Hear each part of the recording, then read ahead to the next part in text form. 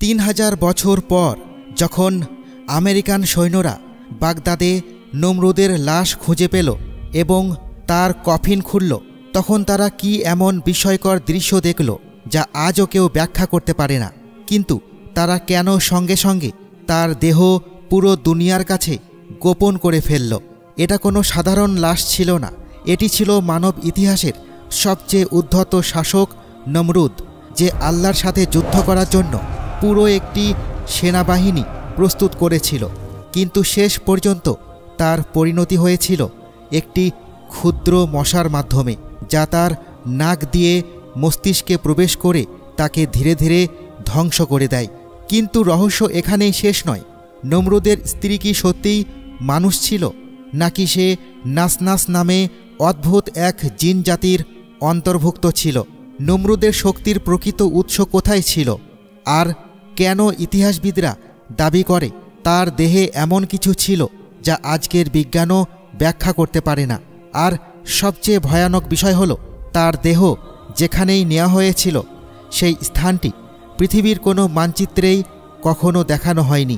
রহস্য যত গভীরে যায়, ঘটনা ততই ভয়ঙ্কর হয়ে ওঠে। আসসালামু আলাইকুম প্রিয় বন্ধুরা। হজরত নূহ আলাইহিসসালামের যুগের তুফানের পর ব্যাবিলনের নেনুয়া, সিনার এবং আশেপাশের অঞ্চলে ধীরে ধীরে মানুষের বসতি গড়ে উঠতে শুরু করে। সেই এলাকায় হাম ইবনে নূহের বংশধরদের মধ্য থেকে এক ব্যক্তির জন্ম হয়, যার নাম ছিল কুশ। পরবর্তীতে সেই কুশ নমরুদ উপাধিতে পরিচিত হয়। অনেকেই জানেন না, নমরুদ তার প্রকৃত নাম নয়, এটি ছিল একটি উপাধি। তার আসল নাম ছিল কুশ। নমরুদ শব্দের অর্থ হল ষড়যন্ত্রকারী বা চক্রান্তকারী।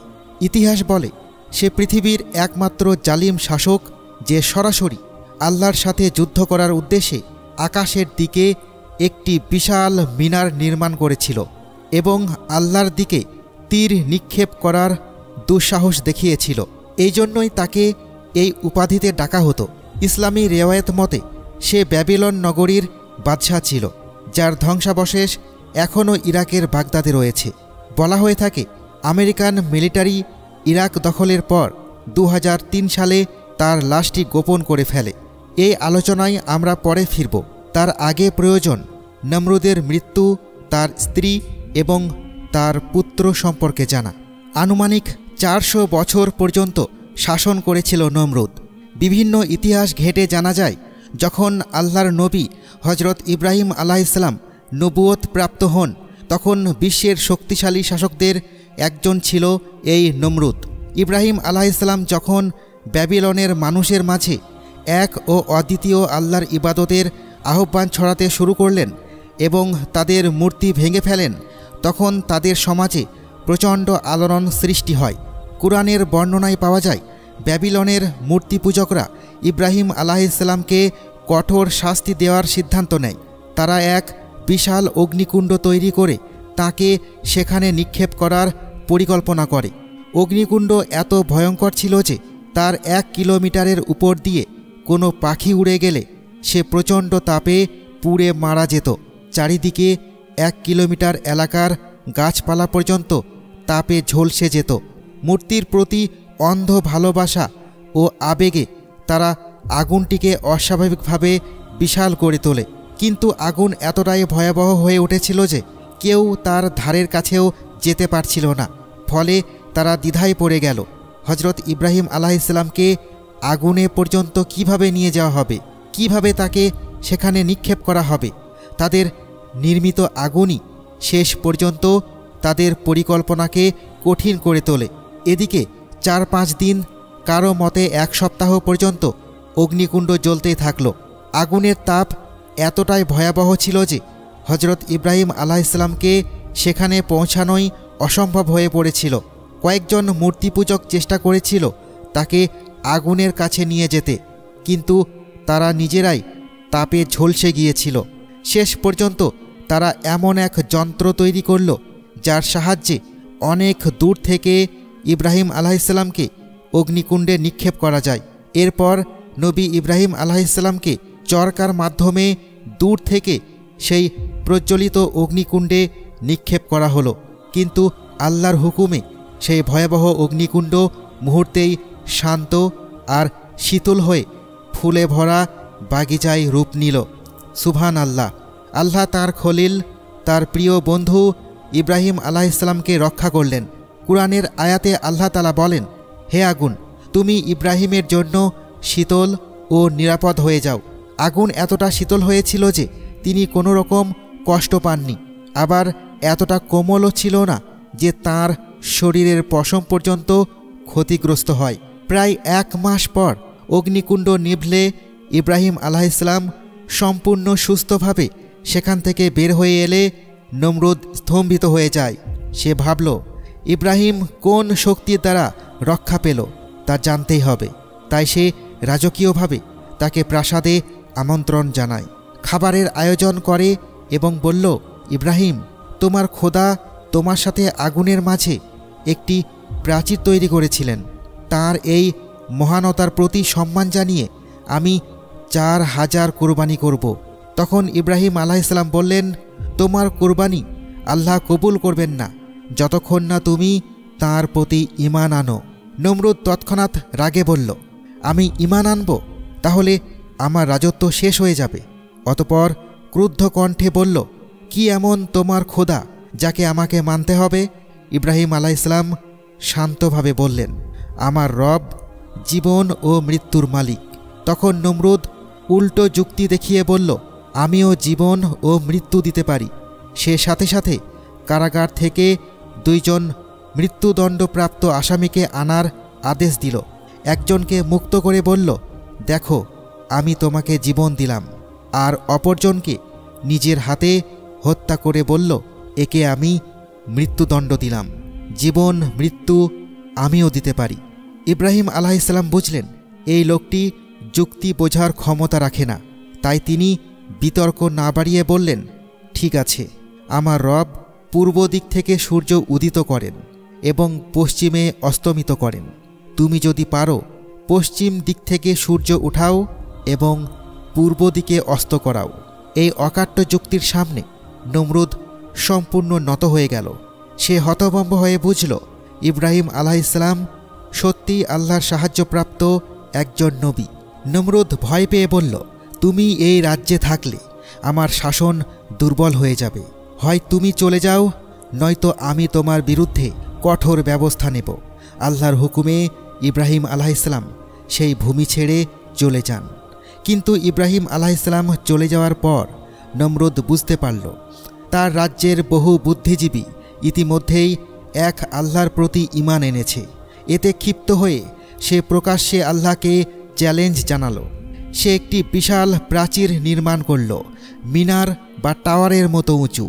প্রতিদিন সেখানে উঠে চিৎকার করে বলতে থাকে, কোথায় আল্লাহ? এসো, আমার সাথে যুদ্ধ করো। 40 বছর ধরে সে সেনাবাহিনী তৈরি করতে থাকে আল্লাহর সাথে যুদ্ধ করার জন্য। প্রতিদিন মিনারের চূড়ায় উঠে চিৎকার করত আর নিচের মানুষদের বলতো, দেখো, কোনো সাড়া নেই। এই দুনিয়ায় আমি ছাড়া আর কোনো খোদা থাকতে পারে না। নাউজুবিল্লাহ। লোকজন ভয়ে তার সামনে সেজদায় পড়ে যেত। এইভাবে 40 বছর কেটে গেল। ঠিক সেই সময় আল্লাহ রাব্বুল আলামিন আসমান থেকে একজন ফেরেশতাকে মানুষের রূপে পাঠালেন নমরুদের কাছে। ফেরেশতা তাকে এক ও অদ্বিতীয় আল্লাহর ইবাদতে ফিরে আসার দাওয়াত দিয়ে বলল, হে নমরুদ, আল্লাহ তাআলাকে ভয় করো এবং তার নাফরমানি থেকে বিরত থাকো। আল্লাহর শক্তি তোমার ও তোমার সেনাবাহিনীর শক্তির চেয়েও অসীম। তিনি চাইলে খুব দুর্বল একটি মাখলুকের মাধ্যমেও তোমাকে ধ্বংস করে দিতে পারেন। কিন্তু এর বদলে নমরুদ প্রকাশ্যে আল্লাহর বিরুদ্ধে যুদ্ধ ঘোষণা করল। ফেরেশতা তখন বলল, হে নমরুদ, গত 40 বছর ধরে আল্লাহ রাব্বুল আলামিন তোমার সব কর্মকাণ্ড দেখছেন। তিনি ঘোষণা করেছেন, আগামী 3 দিনের মধ্যে তুমি তোমার শেষ বাহিনী প্রস্তুত করো, কারণ তিনি তার পক্ষ থেকে বিশেষ সৈন্যবাহিনী পাঠাবেন। নমরুদ সাথে সাথে যুদ্ধের প্রস্তুতি নিতে শুরু করল। 3 দিন পর আল্লাহর হুকুমে আকাশ থেকে নামল এক ক্ষুদ্র মাখলুকের বাহিনী, যেটি ছিল মশার বাহিনী। তারা ঝাঁকে ঝাঁকে নমরুদের বাহিনীর উপর আক্রমণ শুরু করল। সৈন্যরা ব্যাধিস হয়ে পালাতে লাগল। বিষাক্ত মশার কামড়ে অসংখ্য সৈন্য মারা গেল। এরপর আল্লাহর নির্দেশে সেই মশা বাহিনীর একটি প্রধান মশা নমরুদের নাক দিয়ে মস্তিষ্কে প্রবেশ করল এবং সেখানে নিরন্তর কামড়াতে লাগল। যন্ত্রণায় নমরুদ মাথা ধরে চিৎকার করতে লাগল। যন্ত্রণা এতটাই তীব্র হয়েছিল যে কোনো ব্যক্তি নমরুদের সাথে সাক্ষাৎ করতে আসলে তাকে বলতো, আমার মাথায় 2 থাপ্পড় দাও, কারণ এতে তার সামান্য স্বস্তি হতো। এর ফলে রাজ্যের বড় বড় ব্যক্তিরা সেজদা না করে তার মাথায় 2 বাড়ি মেরে চলে যেত, আর এতে নমরুদ খুশি হতো। ইতিহাস বলে সেই মশা মাথার ভেতরে নিয়ে নমরুদ 40 বছর যন্ত্রণায় বেঁচেছিল। তার অবস্থার দিন দিন অবনতি হচ্ছিল, কিন্তু আল্লাহ তাআলা তার মৃত্যু সহজ করেননি। অবশেষে তার সেবায় নিয়োজিত লোকেরা অতিষ্ঠ হয়ে ভারী বস্তু দিয়ে সজোরে মাথায় আঘাত করল। সে আঘাতে নমরুদের মাথা ফেটে গেল এবং জীবিত অবস্থায় সেই মশাটি বের হয়ে আসে। ফলে যুদ্ধে মশা বাহিনীর প্রধান বিজয়ী হল আর নমরুদ পরাজিত হয়ে মারা গেল। নমরুদের একটি পুত্র ছিল, নাম ছিল তামুস। ধারণা করা হয় নমরুদের স্ত্রী সামিরা ছিল জিন প্রজাতির নাসনাস গোত্রভুক্ত, যারা মানুষের সঙ্গে সম্পর্কে জড়াতে সক্ষম ছিল। রেওয়ায়েত অনুযায়ী তাদেরকে অপবিত্র জিন বলা হয়েছে। নমরুদের মৃত্যুর পর সামিরা ঘোষণা করল, তামুস হল নমরুদের দ্বিতীয় জন্ম এবং সে একদিন তার মতোই শক্তিশালী রাজা হবে। ইতিহাস বলে ব্যাবিলনের যে উঁচু মিনার নমরুদ তৈরি করেছিল তার পেছনে সামিরার বড় ভূমিকা ছিল।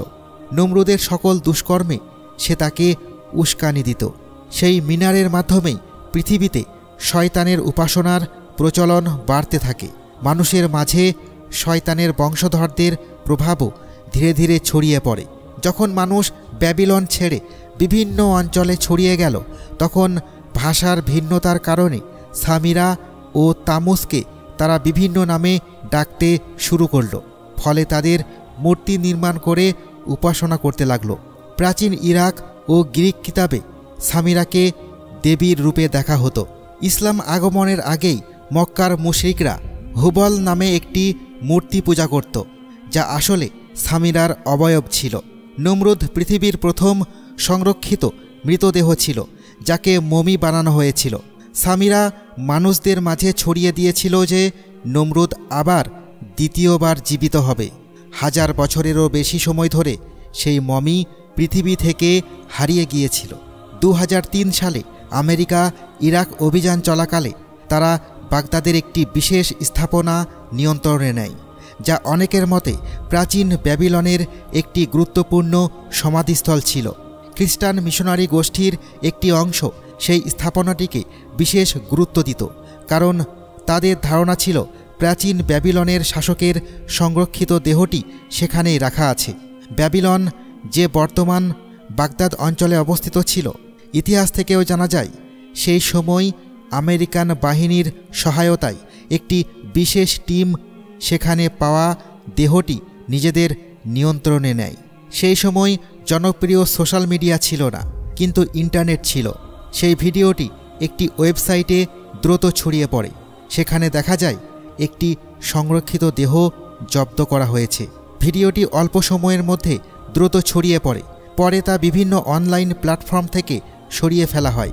কয়েক সপ্তাহের মধ্যেই ভিডিওটির সবকটি কপি মুছে যায়। ফলে বর্তমানে এই সংক্রান্ত কোনো ভিডিও খুঁজে পাওয়া যায় না। খ্রিস্টান মিশনারি গোষ্ঠীর একটি অংশ বিশ্বাস করে যে সেই ব্যক্তিটি ভবিষ্যতে আবার ফিরে আসবে এবং তাকে এক বিশেষ ব্যক্তিত্ব হিসেবে বিবেচনা করা হবে। পৃথিবীর একটি অংশ এখনও এই ধারণায় বিশ্বাসী যে সংরক্ষিত দেহটির সাথে ভবিষ্যৎ কোনো ঘটনার সম্পর্ক আছে।